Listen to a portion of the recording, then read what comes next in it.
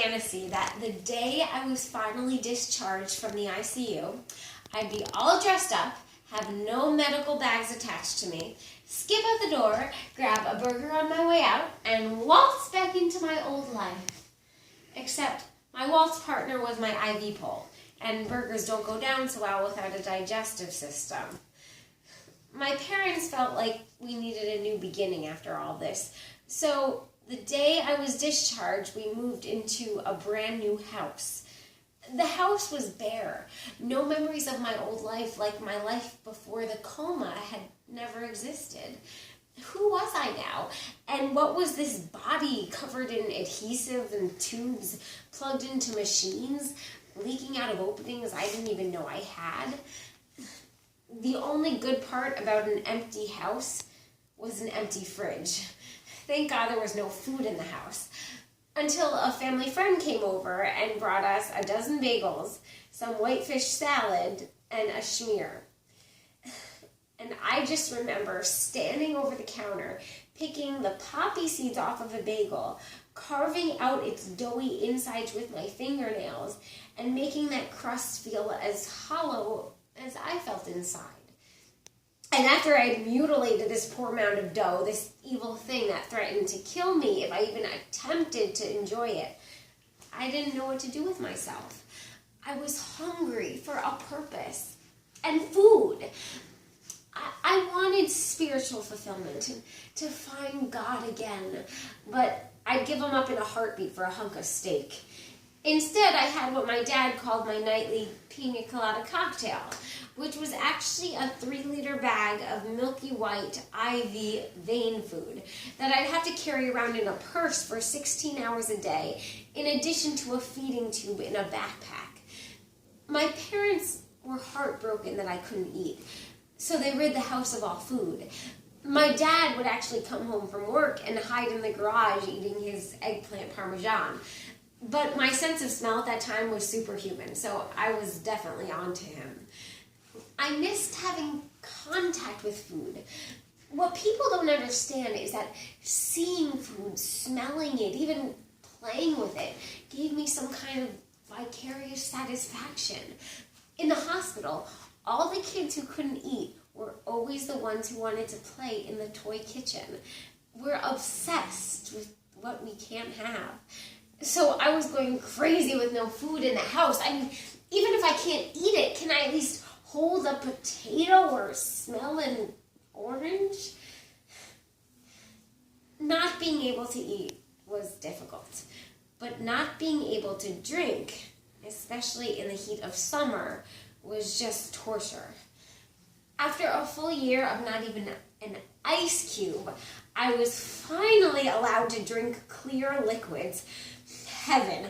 2 ounces of water the first week, then 4, then 6. I couldn't wait to take my very first sip of water with the tiniest straw I could find. I took a sip, and then I remembered that water didn't taste like anything. Then I started to have a little fun with fluids. Since I didn't have a working digestive system yet, the surgeons actually created an opening in my neck, so anything I drank went through the opening and into a little bag. I would try to drink different colored juices based on what I was wearing, so my bag would match my outfit.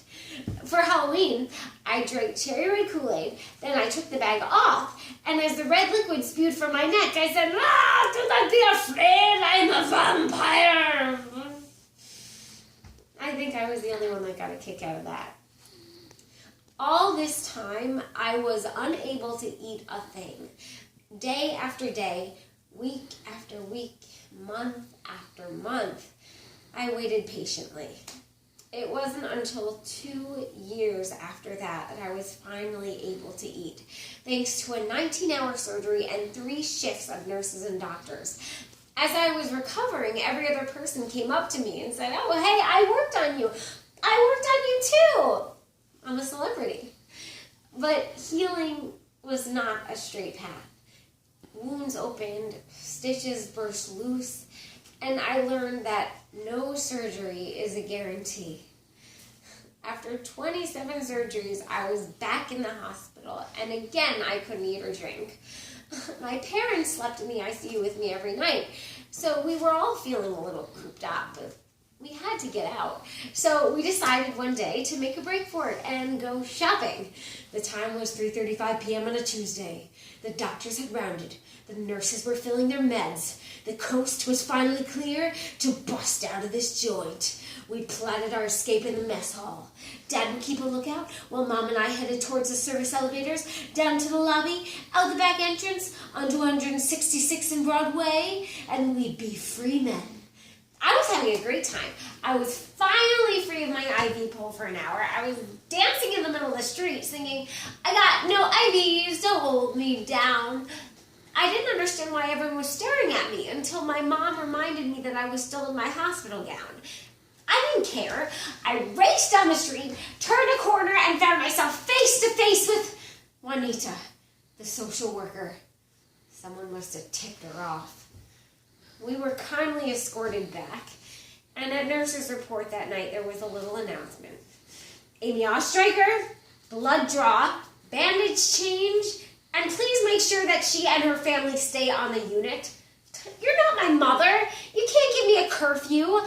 I know as an ICU patient I just can't go traipsing about New York, but I was also a stir-crazy teenager.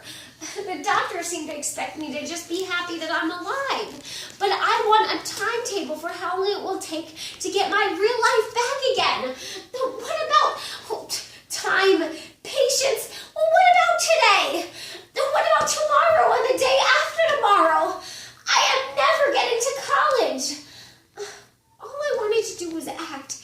I studied from the best teachers. Idiot! I'm sick of being a patient, a science experiment. People look at me like I'm a freak in a sideshow. Oh, poor Amy. And I'm supposed to put on a smile so they don't feel bad. Well, I'm so glad they don't feel bad. It makes everything so much better. I'm 28 and everyone treats me like a child. I can take care of myself. If I fall, I'll get up. Don't help me. Nobody has any answers, not even the doctors. I thought my parents knew everything. They can't even help me. This sucks. I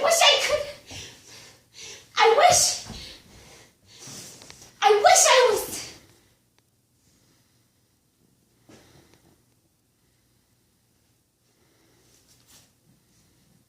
They say that everything happens for a reason, but that's not always true. Sometimes you have to make it happen. I still look at my life sometimes and I miss it. I miss my old life. I miss the simplicity. I look back at old photos and I see the joy and innocence in my eyes. I know I can't be 13 again. I can only be the best 28 I can. But sometimes I do wonder what my life would have been like if this had never happened. This is not the life I planned for myself, but does anyone's life ever work out exactly how they plan it? I was led astray and hurt, betrayed, dehumanized, taken apart and put back together, but differently. But my passion never went away.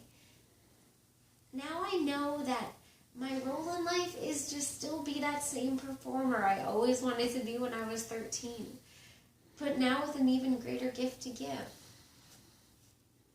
A story to tell.